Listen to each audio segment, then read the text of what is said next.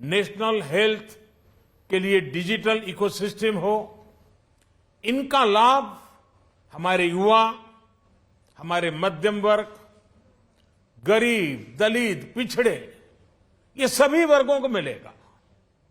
इस बजट का एक महत्वपूर्ण पहलू है गरीब का कल्याण। हर गरीब के पास पक्का घर हो, नल से जल आता हो, उसके पास शौचालय हो, गैस की सुविधा हो, इन सभी पर विशेष ध्यान दिया गया है। इसके साथ ही आधुनिक इंटरनेट कनेक्टिविटी पर भी उतना ही जोर है। जो भारत के पहाड़ी क्षेत्र हैं, हिमालय का पूरा पट्टा, जहां जीवन आसान बने, वहां से पलायन ना हो, इसे ध्यान में रखते हुए भी नई घोषणा की गई है।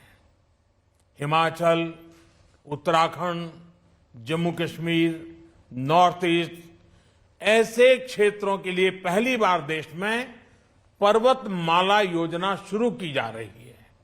ये योजना पहाड़ों पर ट्रांसपोर्टेशन और कनेक्टिविटी की आधुनिक व्यवस्था का निर्माण करेगी और इससे हमारे देश के जो सीमावर्ती गांव है, बॉर्डर के गांव है, जिसका वाइब्रेंट होना जरूरी है, जो देश की सिक्योरिटी के लिए भी आवश्यकता है, उसको भी बहुत बड़ी ताकत मिलेगी।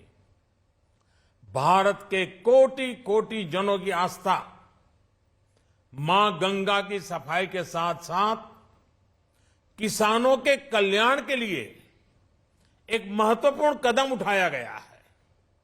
उत्तराखंड, उत्तर प्रदेश, झारखंड, बिहार, पश्चिम बंगाल, इन राज्यों में गंगा किनारे नेचुरल फार्मिंग को प्रोत्साहन दिया जाएगा।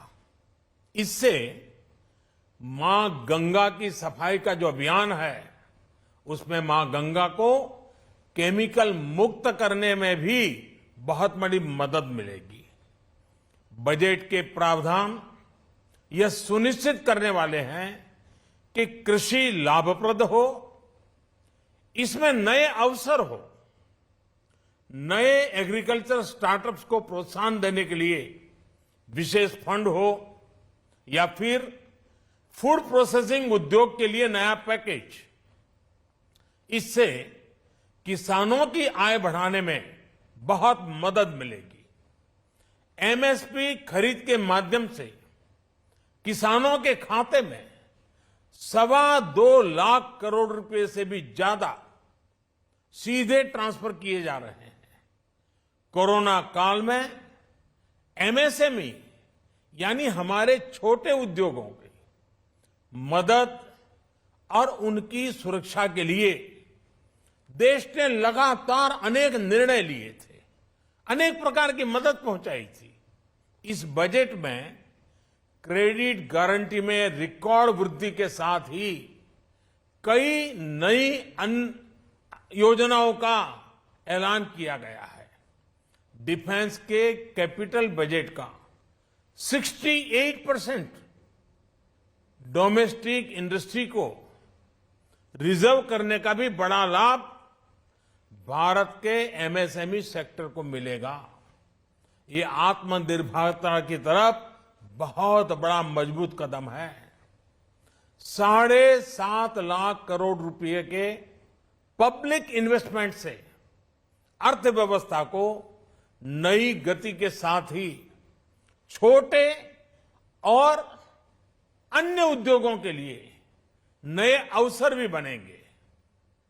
मैं वित्त मंत्री निर्मला जी और उनकी पूरी टीम को इस पीपल फ्रेंडली और प्रोग्रेसिव बजट के लिए बहुत बहुत बधाई देता हूं।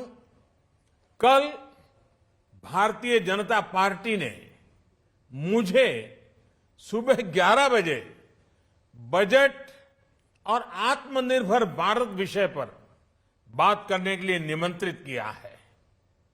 कल 11 बजे मैं बजट के इस विषय पर विस्तार से बात करूंगा।